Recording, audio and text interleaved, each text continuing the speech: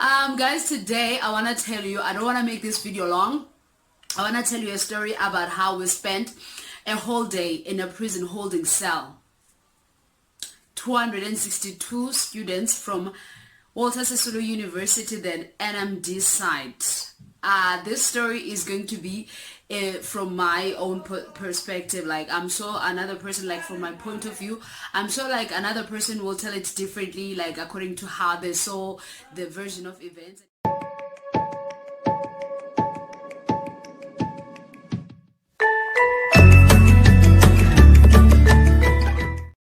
So let me break it down for you guys. This is what happened. So my university at that time was very big on the student protests. Like, there was always protests, not all the time, but we wouldn't finish a term without having a major protest. This time it was no different. There was a protest. I don't even remember what the protest was about, but then we were at the res and the protest was going, like, it had gone for a couple of days now, and we were planning on going home, me and my roomie, who was also my friend. So we were planning on going home this morning, and we were still in bed. She received a call from home, and the person was asking what is happening. We just heard in the news that there's burnt buses at your school. Are you okay? Do you know anything about the burnt buses? And she didn't know anything. And then as soon as she got off the call, she told me as well, Bible, there were burnt buses in the campus and we don't know anything about that. We didn't waste any time. We got up and we spoke to another friend of ours who was also like our neighbor. And we didn't even bath. We just changed from pajamas to our clothes and we raced to where the buses are kept. And as we were approaching, we saw that some cops, the policemen, they were like, students are not allowed beyond this point, but all the students are in the auditorium. So if you want to hear what is happening, you can just go to the auditorium. They are all waiting there to be addressed by the vice chancellor. I'm like, okay, who doesn't want to hear the vice chancellor addressing people? So we rushed to the auditorium, and when we get to the auditorium is like half full.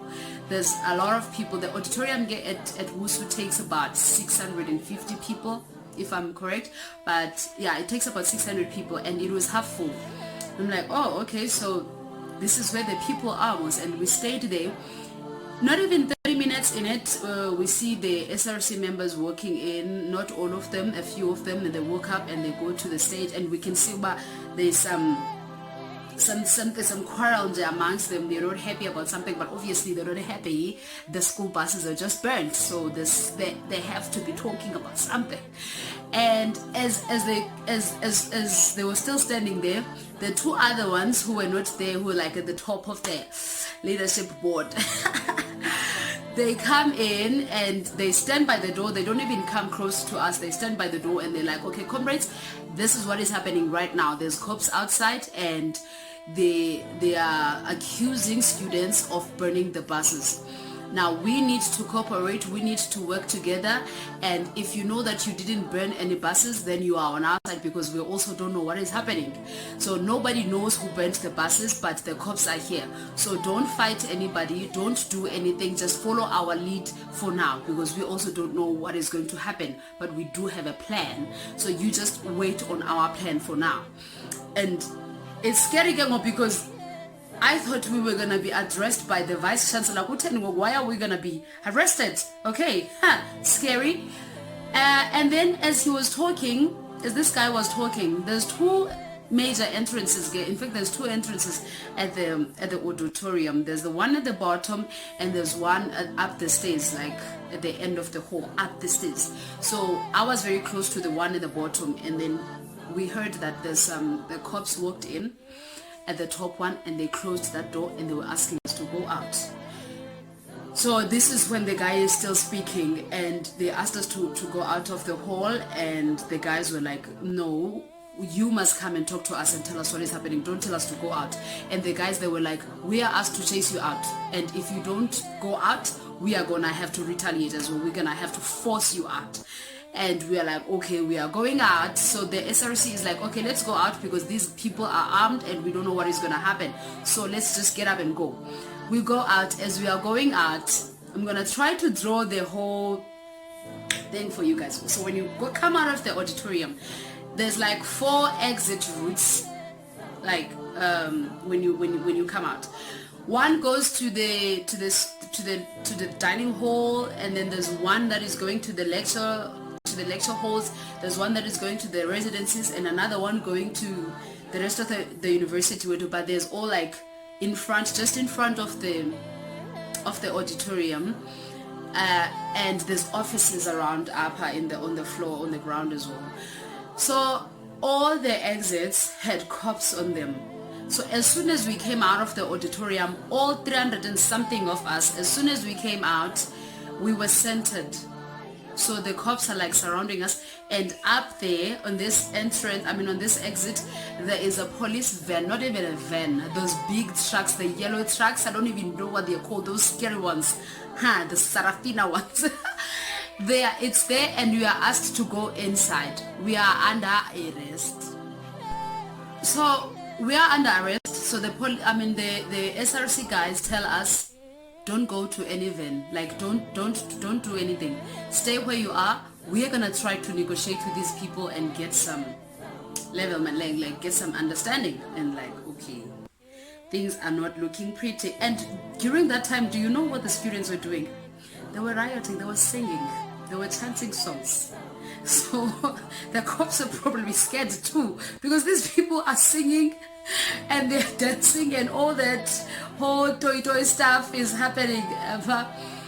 As time went on, not even a long time, the guys saw an opportunity to put down some of the cops and one of the exits, Rospire, and they went through.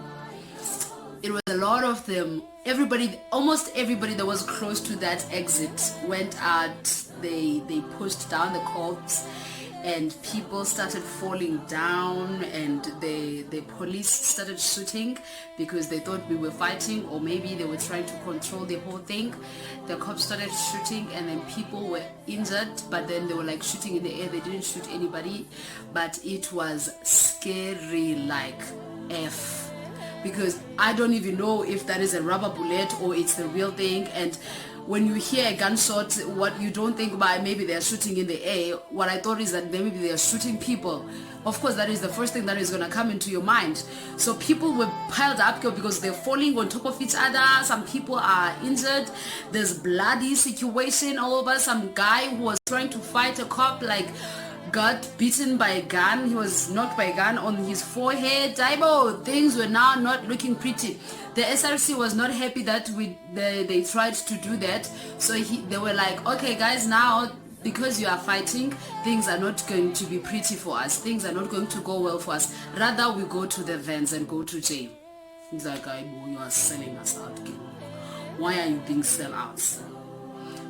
Now this whole time, I was close to the door, the auditorium door, and I was by the wall. Me and my friend Uzizi, we were stuck by the wall, and we were just praying to the gods for a miracle.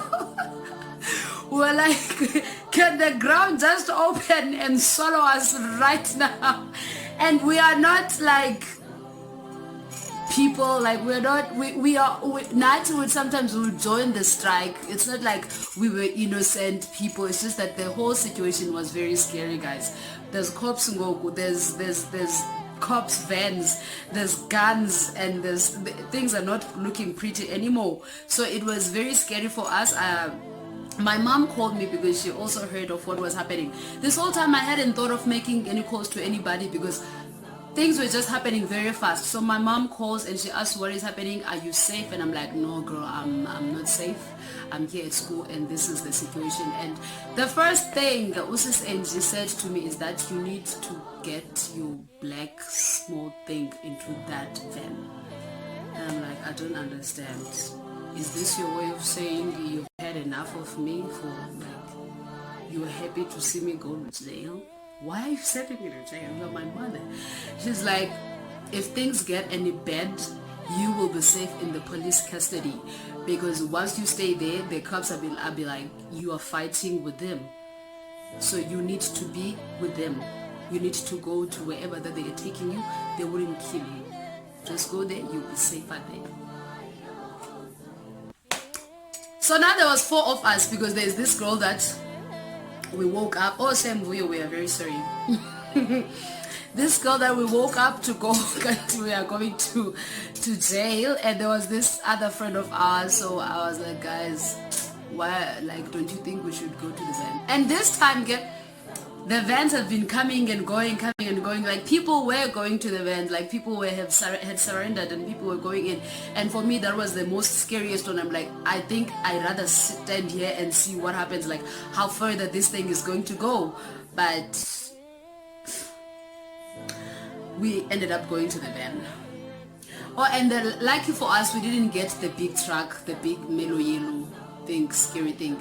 We got the small police van. Actually, that thing is not small. We got the van car, the police van. Inside the van, there are no chairs. The windows are tiny, and the sun was scorching hot. We went inside the van, and as soon as it was full, it went and it was speeding. And it was ringing the sirens. And guys,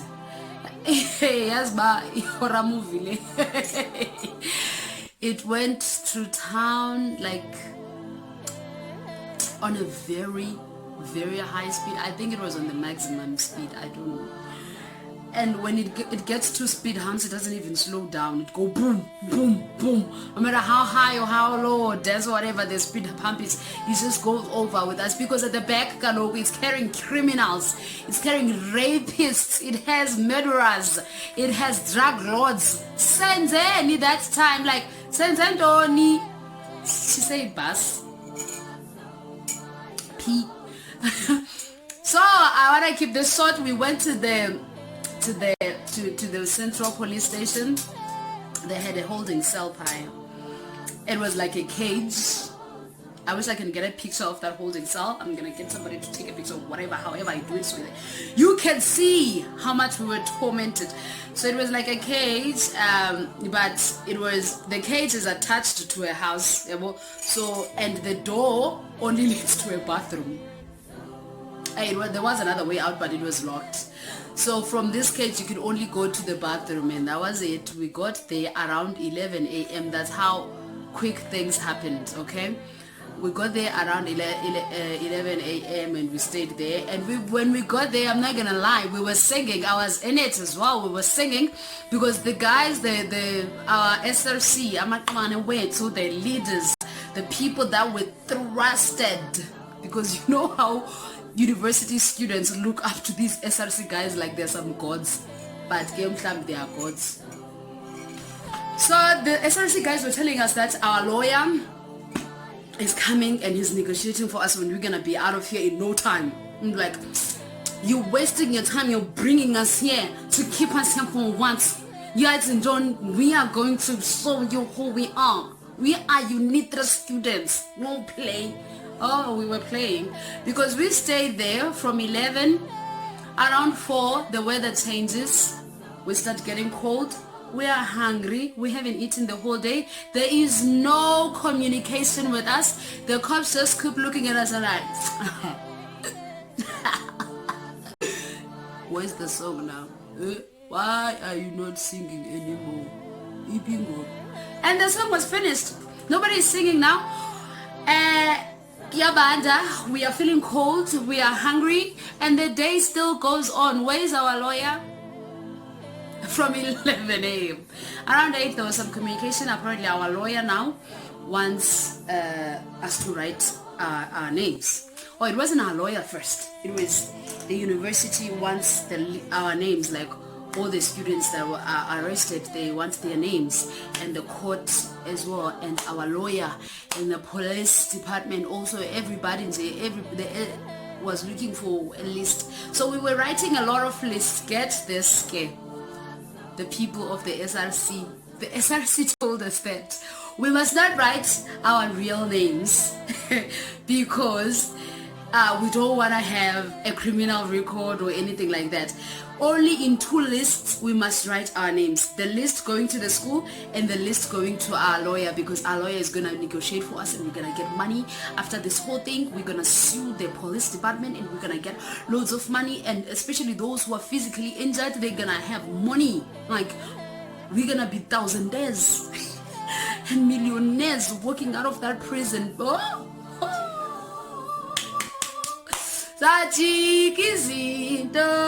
So we filled up the forms, like we were signing lists. I don't know how many lists we actually wrote, guys. I think about 6 lists.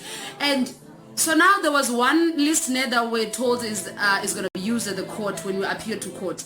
So what these guys were saying to us is that the name that you write on that list, you must not forget, because that is the name they're going to use when they call you to come to the court. And they were pleading to us with us, like, on the court day, we need to all go and show power. Like, we need this unity. We need to present a united front, and we need to go there. But please don't write your real name, Makaban, in case we are charged or anything. Like, if we are guilty, we're not going to go straight from the court to prison. Now, like, how is it gonna go? But okay. Okay, the light is not looking pretty. Anyway, to wrap it up, we write our names.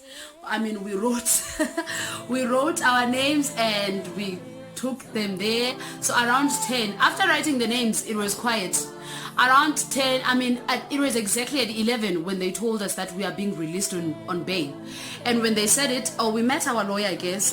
Our lawyer came and we met him, and he was like, you're gonna be released on bail of 100 rand. And we're like, so nigga, you have 100 rand, you can just pop up the 100 rand, and when you are claiming for us, when you are suing these people, you pay yourself back. And it was like, no, it's 100 rand per person, and there's like 262 people up.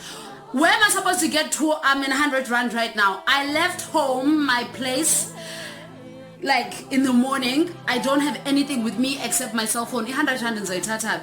And that was the process. We stayed there. We had to call people. Luckily, I'm from Tata, so my father was nearby. He came and he paid the money for me. And that is how I escaped the prison, and I went home. The next day, it was the court day. And guess what? The names that were called in court was the actual names. They called Sebezela Abongile. They did not call any fake name that I had used. So they called our real names there. But the case disappeared, you guys. We got our 100 rand back after some time, and we were told that our docket is missing. I don't know how, I don't know where. Up to this day, I would still love to know more about what was happening then, because after that I was like, no more going for protests, no more doing any of that stuff. I'm good, right? I came here to study, I'm gonna do my shit and then go. So that was it. I would like to hear everybody that was arrested with me. If you watch this, just holla so people can see you. Kalok Singama 26 song. Thank you for watching. See you in my next video, and please don't mind the light.